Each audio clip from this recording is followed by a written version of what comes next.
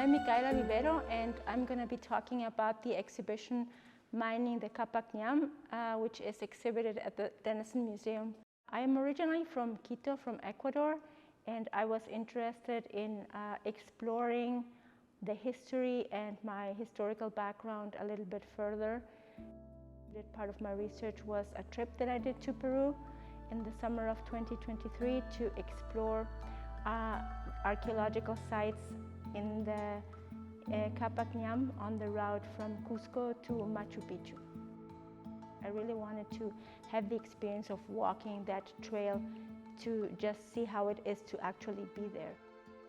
So the first piece that I thought of when I knew about this opportunity to exhibit at the Denison Museum was to create a large-scale sculpture that would fill up the cathedral ceiling of the space.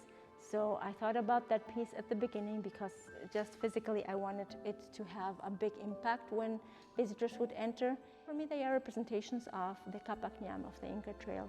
So the Inka Trail is different, created in different ways in different parts around South America. The width is different, the length of it is different, and sometimes it goes up the hill, sometimes it goes down the hill, sometimes it goes on flat spaces.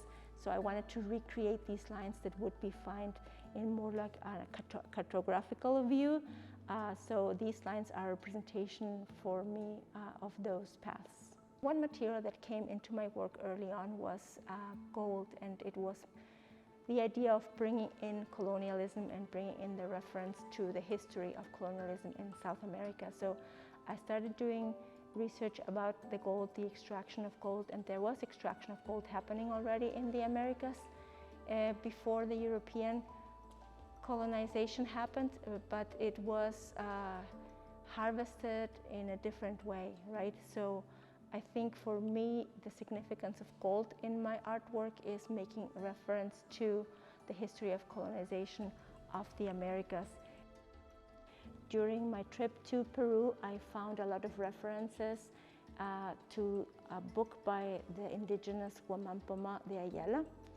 And I thought it would be important just because for me it was very important to see how his thinking developed and how we could learn about the Inca Empire through this piece of writing.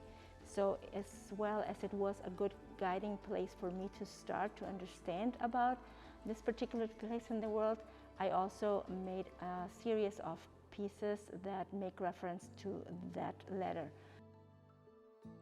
Many of the documents that we have left from that time are written by the colonizers.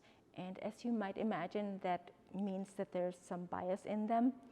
So the importance of the letter by Felipe Guamampoma de Ayala to us today is that it really becomes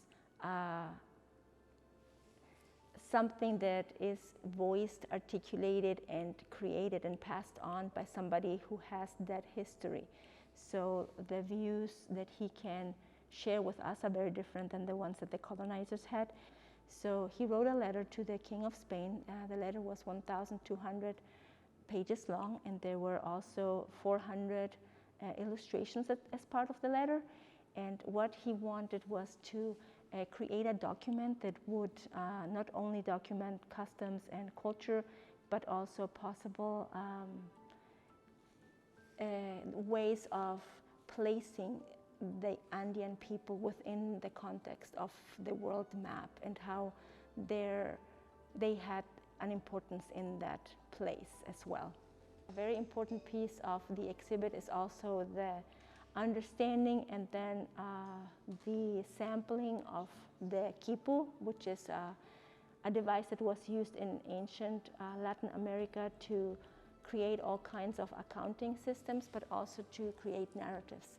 So I have reproduced some quipus, made them contemporary, and my own pieces, so those are represented and displayed here in this exhibition as well. I wanted to have a deeper look into the past to see how the past can contribute towards our future. We are a liberal arts institution, right? So we talk about educating the whole person and having a knowledge about the past in areas that are close by to your own geography. I think it's fundamental to be able to understand yourself and your own history.